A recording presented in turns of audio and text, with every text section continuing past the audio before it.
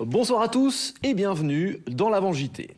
Avis de tempête sociale demain sur la France. Il y aura grève dans de nombreux secteurs et l'enjeu est crucial. Il s'agit de savoir si le mouvement initié il y a 3 semaines dans les raffineries va faire tache d'huile et peut déboucher sur une contestation générale ou au contraire va aboutir à un feu de paille. Avec nous ce soir pour en parler 3 invités. Olivier Matteux, secrétaire général de l'Union départementale de la CGT des Bouches-du-Rhône.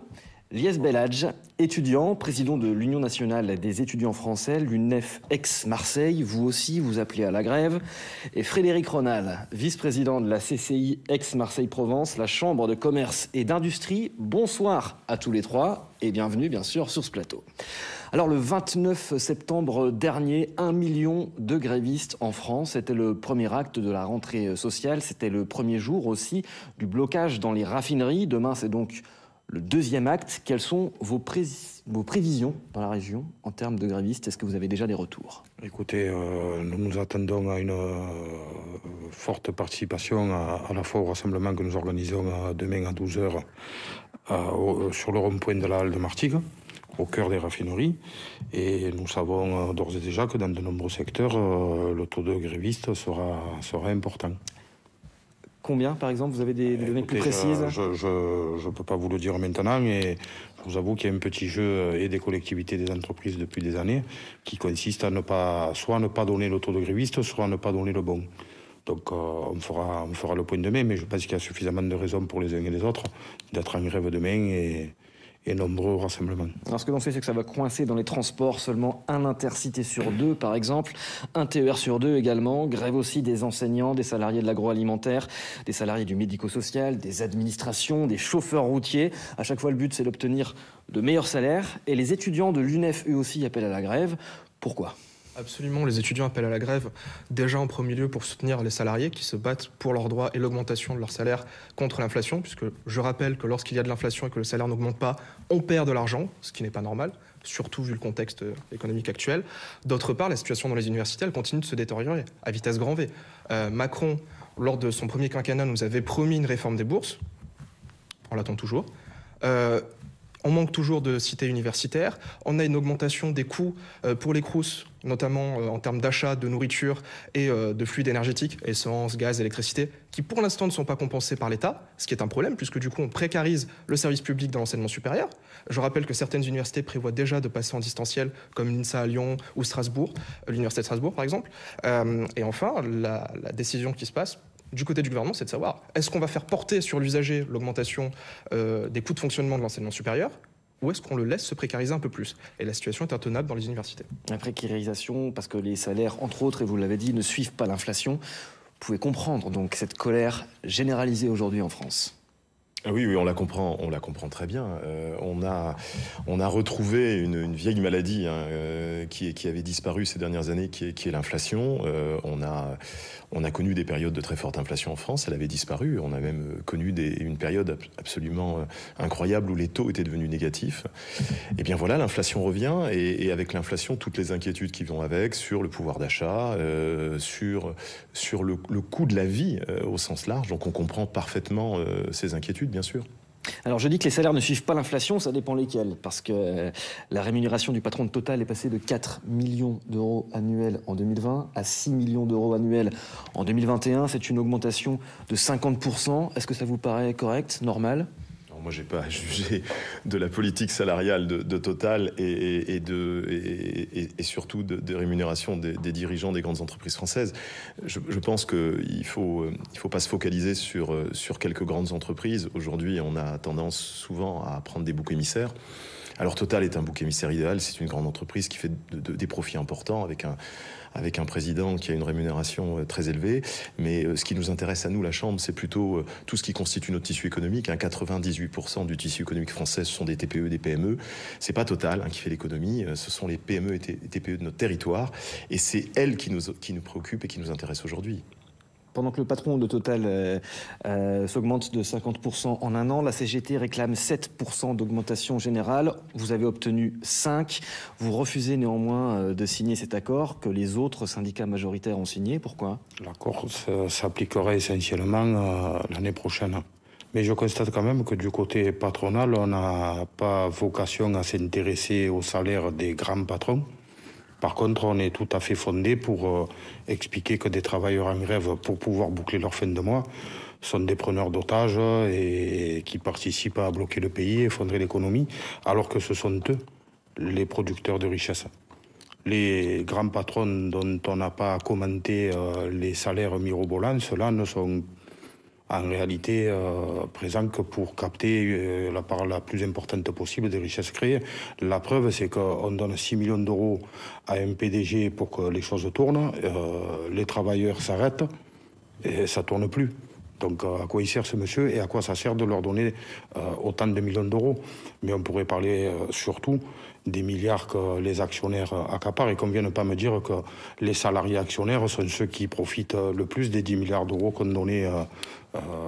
donné Total à ses actionnaires cette année. Alors sur ce point de vue, je voudrais qu'on écoute le représentant de l'Union pour les entreprises des Bouches-du-Rhône, l'UPE 13. Bonsoir Philippe Corsia, vous êtes en visio avec nous et en direct. Est-ce que vous avez un mot pour répondre à Monsieur Matteux sur ce point de vue? Sortir des Kleenex. Ah, monsieur Matteux, c'est facile. Vous savez, comme je vous entends, c'est une rhétorique qui est toujours bien rodée. C'est parole et parole. Vous êtes Dalida, mais vous n'aimez jamais les chocolats qu'on vous donne. On a augmenté les salaires de 7% en moyenne en France en janvier, sur toutes les entreprises. Avec l'inflation, effectivement, qui est à 7%, donc on est stable. On essaye d'avoir une négociation actuellement sur l'année 2023, donc on fait le maximum. Comme l'a dit le représentant de la CCI, l'inflation n'est pas imputable à toutes les entreprises. Mais par contre, on essaye de donner le meilleur pour nos collaborateurs. Mais moi, je veux rebondir sur une chose. La grève de demain, elle est complètement inconsciente. Elle est en dehors des réalités et elle est surtout très dangereuse pour le monde économique et pour l'ensemble des salariés. Et quand je vous dis régulièrement que c'est vos grèves et votre façon d'agir qui est en train de créer la fracture sociale, j'ai pas honte de le dire, et vous êtes en train d'être contre-productif pour l'ensemble des salariés de notre territoire. Merci beaucoup, Monsieur Corsia. La réponse, Olivier Matteux. La première des choses, ni il me donne du chocolat, ni le pain de mes enfants. Ni à moi, ni au reste des travailleurs de ce pays. Ni lui, ni les autres patrons. Ce que nous mettons dans l'assiette, nous allons le chercher tous les matins en nous levant pour aller travailler. Ça, c'est la première des choses. Il n'y a aucun patron qui donne rien à personne. Et je fais bien le distinguo entre les grands patrons et ceux qui sont, comme nous, obligés de se lever le matin pour faire leur chiffre d'affaires, qu'on soit clair. Ensuite, il explique qu'on dit les mêmes choses depuis tant d'années, mais pourquoi? Parce qu'en réalité, dans ce pays, quand ça va mal, c'est aux salariés à faire des efforts, et puis quand ça va bien, en prévision de quand ça ira mal, c'est encore aux salariés de faire des efforts. Or, des milliards et des milliards sont créés. Le CAC 40, depuis la crise de 2008, toutes les années, il a pété des scores de dividendes versés à ses actionnaires. Cet argent, il est perdu pour l'intérêt général. Cet argent, il est perdu pour la rénovation des universités. Il est perdu pour l'amélioration et l'entretien de nos hôpitaux, l'entretien et l'amélioration de nos écoles. Regardez les écoles dans l'état où elles sont à Marseille. Pendant ce temps, il y a quelques actionnaires, quelques privilégiés. Depuis la crise sanitaire, les milliardaires français se sont pris 300 milliards. 300 milliards pour faire quoi? Pour faire quoi? C'est la raison pour laquelle vous ferez grève, entre autres, demain. Ce soir, vous êtes venu, je crois, en voiture pour participer à cette émission. Est-ce que vous regardez à deux fois avant d'utiliser votre véhicule, compte tenu de ce contexte de grève dans les raffineries et donc moi, je de regarde queue à la deux pompe à fois avant de essence? prendre ma voiture parce que le coût des carburants a drastiquement augmenté et qu'on ne me dise pas que c'est à cause de la guerre en Ukraine. On sait très bien que c'est des effets spéculatifs. Je voulais rebondir sur ce qu'a dit le représentant de l'UPE et de la CCI. Total n'est pas un simple bouc émissaire. Total est l'un des leaders mondiaux de l'énergie, notamment de l'essence et du gaz. Or, Total et les autres consortiums pétroliers ont fait le choix de spéculer sur la ressource énergétique qui est le carburant, indispensable au fonctionnement de nos économies modernisées. Et aucun geste n'est fait pour permettre à l'économie de fonctionner. Moi, je vais vous dire une chose assez simple. Lorsqu'on a décidé de libéraliser le marché de l'énergie, notamment de l'électricité et du gaz, on nous a dit que ça allait faire baisser les coûts. Aujourd'hui, on se rend compte que personne ne peut concurrencer EDF, parce que EDF a des réacteurs nucléaires. Et on se rend compte aussi d'une chose... Grève également dans le nucléaire, d'ailleurs. Absolument.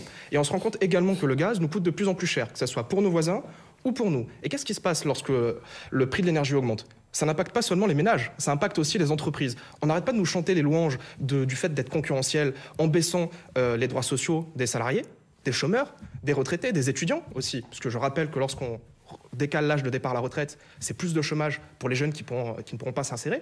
Eh bien, qu'est-ce qui se passe? Les entreprises, leur coût de fonctionnement augmente et sont moins concurrentielles que celles, par exemple, des États-Unis ou d'autres pays qui n'ont pas de problème sur leur marché énergétique. C'est pour ça qu'aujourd'hui, il faut que le gouvernement se réveille. Il faut que le gouvernement renationalise entièrement EDF, Engie et mette en place un marché public de l'électricité et du gaz. Mais il faut aussi envisager de taper dans les caisses de Total. Total ne paye pas d'impôts en France. C'est l'un des leaders pourtant mondial de la production d'essence et de gaz, qui est français. Aujourd'hui, il faut qu'on puisse mettre à contribution les entreprises. L'Espagne et le Portugal l'ont fait. On peut très bien le faire en France. Frédéric Ronald, est-ce que c'est à cause du gouvernement qu'on en arrive à cette situation ou est-ce que c'est à cause des grévistes? Renaud Muselier, président de la région PACA, a dit que la CGT avait fait une saloperie au peuple français. Je ne veux pas rentrer dans... Je ne veux pas rentrer dans ce débat-là. Alors, le débat sur les bienfaits ou pas du libéralisme ou du nationalisme, oui, les oppositions entre le patronat, le monde ouvrier, le monde patronal, les grands, les petits, etc. Ça, honnêtement, c'est pas le sujet. Moi, personnellement, ça m'intéresse pas. Maintenant, on pourra faire des débats d'économie. Ce qui m'intéresse, c'est ce qui se passe dans nos entreprises. Alors, nous, à la Chambre, on a un observatoire de la vie économique et tous les trimestres, on interroge nos entrepreneurs. Nos entrepreneurs, c'est pas Total, c'est pas les grands du CAC 40, c'est les entrepreneurs du territoire, ceux qui font travailler les Marseillais et les Marseillaises. Qu'est-ce qu'ils nous disent? Et la première des choses qu'ils nous disent, c'est on est inquiet. On est inquiet parce qu'on a une très forte augmentation de nos coûts. Et oui, ça n'arrive pas qu'aux salariés. Les entreprises sont inquiètes parce que les coûts de l'énergie ont augmenté, les coûts des matières premières. Et ça, c'est une vraie problématique. Une vraie problématique parce que beaucoup d'entreprises consomment de l'énergie et des matières premières. Elles ont du mal à en trouver et elle est beaucoup plus chère. Deuxième chose que nous disent les patrons, ils nous disent évidemment, comme on achète l'énergie, on achète nos matières premières plus chères, on a nos marges qui sont en train de se dégrader et notre trésorerie se dégrade aussi. Et là, on tire un signal d'alarme en disant attention, si nos entreprises se fragilisent, c'est l'emploi aussi de ces entreprises qui se fragilisent parce que les PME n'ont évidemment pas les moyens de Total, n'ont pas les moyens de certaines grandes entreprises. Et donc, c'est une inquiétude. Et 7 entrepreneurs sur 10 nous disent en 2023, le poste que nous allons surveiller le plus, ce sera le poste de charge. Ce seront nos charges. Et donc, tout ce qui va venir augmenter les charges va créer une difficulté supplémentaire pour nos entreprises. Et c'est bien de ça dont il s'agit. C'est est-ce qu'on va réussir à préserver ce tissu économique qui reste un tissu économique fragile. N'oublions pas qu'il y a moins d'un an, on était encore dans la crise Covid. L'Ukraine a succédé au Covid. On passe de crise en crise. On est dans un monde... Et donc, on n'a pas besoin de crise sociale, c'est ce que vous dites. On n'a pas besoin de rajouter des crises aux crises. Très rapidement, en 20 secondes, monsieur Corsia, est-ce que vous avez pu chiffrer les pertes éventuelles pour les entreprises, compte tenu de ce contexte difficile en matière énergétique et sociale ? Non, par contre, on sait que ça va faire une augmentation des charges d'environ 15-20% et qu'il y a des factures énergétiques effectivement qui vont exploser et qui vont encore assombrir l'avenir des entreprises et de l'ensemble des salariés qui travaillent dans ces entreprises. Merci beaucoup. Soyons tous ensemble au lieu d'essayer de s'affronter et de faire des grèves inutiles. Merci, monsieur Matteux. Des grèves inutiles, je ne sais pas. Quelle sera utile à votre mouvement? À partir de quand est-ce que vous considéreriez que ce sera un succès? De quel niveau de grévistes? C'est les travailleurs qui vont le déterminer. Et je leur dis, à partir du moment où le représentant des patrons, le représentant de Total, d'Exxon, de BlackRock, nous dit que cette grève est inutile, posez-vous la question, c'est certainement qu'elle est utile pour l'intérêt des travailleurs. Merci beaucoup à tous les trois. Merci aussi à vous, Monsieur Corsia, d'avoir été avec nous pour cette émission consacrée à la journée de grève interprofessionnelle qui aura donc lieu demain. Je vous quitte comme tous les soirs sur l'édition des locales et je vous dis à demain, 18h30. Excellente soirée à tous sur France 3 Provençal Côte d'Azur.